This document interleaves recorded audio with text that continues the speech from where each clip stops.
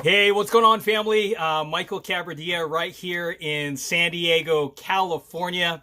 And we have been reading through this book, 100 Simple Secrets of Happy People. If you are like me, I'm always looking for the slight edge, right? I'm always looking for that 1%er, that 1% that I can implement into our lives to make our lives, the different parts of our lives, a little bit better.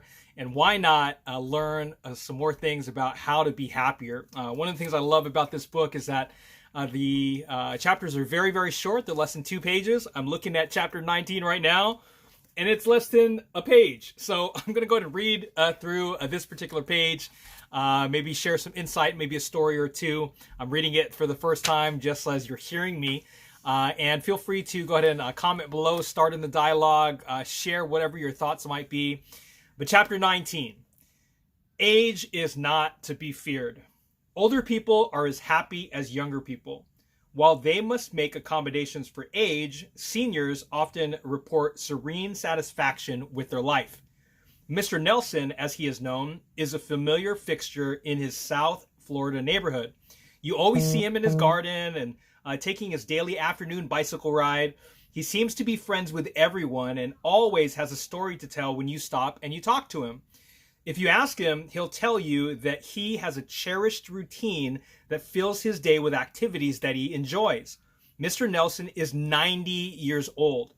Far from regretting his age, he revels in it. Revels. Is it revels? Revels? Revels? He revels in it. He feels the wisdom of his years, and instead of facing the responsibilities that younger people with jobs have, he has little to worry about.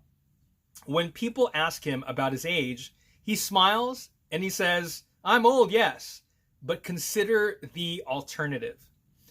Surveys and an analysis of previous studies show that age is simply unrelated to levels of personal happiness.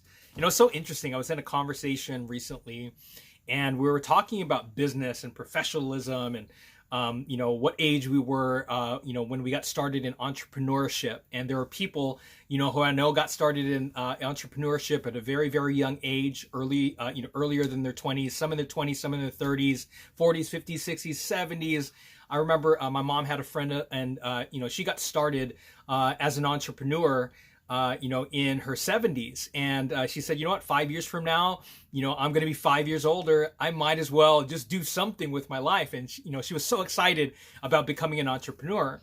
And I remember when I first got started, in our industry, I thought that people would not listen to me specifically because of my age, because I was young. I was in my early 20s and, was thinking like, wow, how all these people who are older than I am, how are they going to respect me? How are they going to listen to me? How are they going to react to me, being so young? And, that's one of the things I think about, when we read this particular chapter that, regardless of where it is that we're at, whether you're in your 20s, your 30s, your 40s, 50s, on and beyond, you have a specific life experience. You have a specific way that you've lived your life. You have a specific way that you do your day-to-day activity.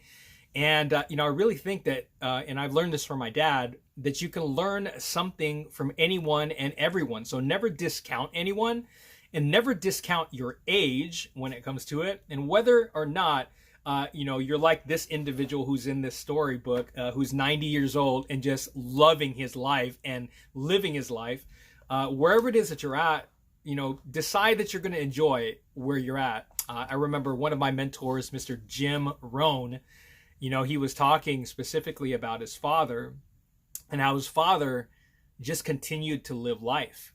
You would call him, at home, and he wouldn't be home because he was at the rodeo.